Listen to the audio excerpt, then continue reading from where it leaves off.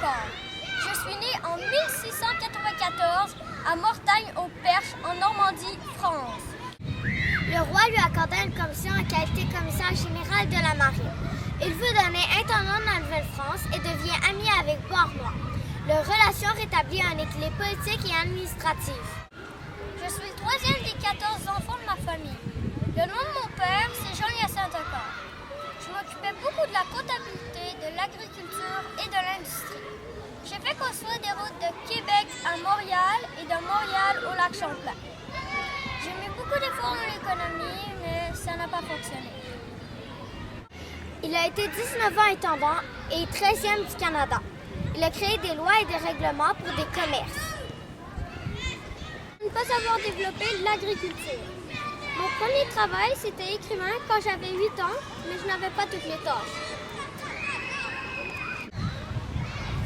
Son bateau coula près de l'île aux Grues en 1729. Il a été le meilleur intendant de 1740. En 1731, j'ai eu une promotion comme gérant de la Nouvelle-France. J'ai passé toute ma vie au commissariat de la marine et ensuite j'ai épousé Anne-Catherine le 23 août 1750. Il est mort le 1er avril 1783 à Paris.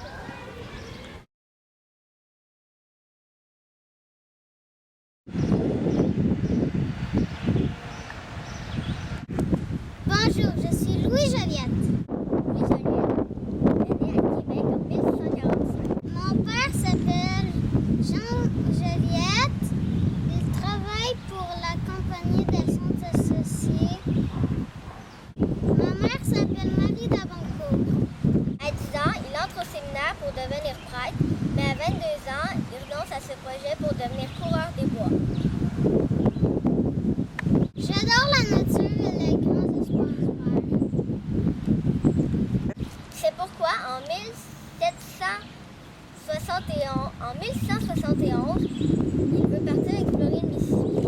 Et en 1172, Jean Talon lui donne la permission de partir explorer le fleuve Mississippi. J'ai décidé d'aller explorer le Mississippi pour agrandir le territoire français en Amérique. Le 4 octobre 1172, il part de Québec pour se rendre à la mission Saint-Ignace avec le père Jacques Marquette.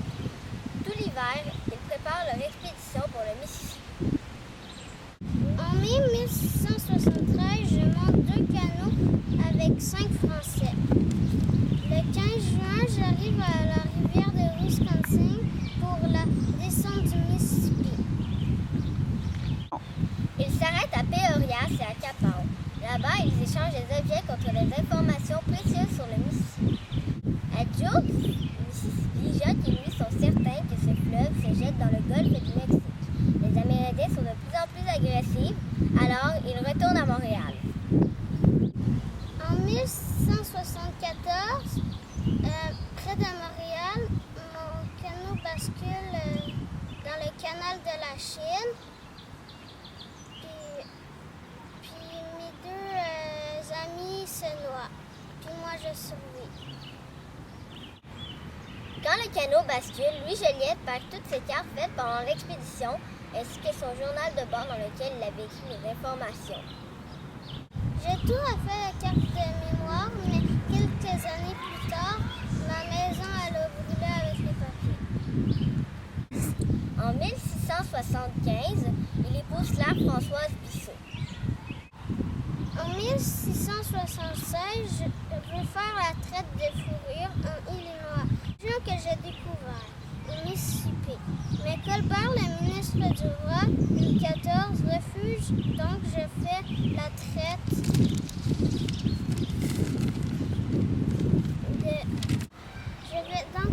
de fourrure à la Côte-Nord. Il devient marchand à Québec. Duchesneau et Frontenac le rencontrent pour fixer le prix du castor en Nouvelle-France. En été 1680, il s'installe sur les îles d'Anticosti avec sa famille et en hiver, il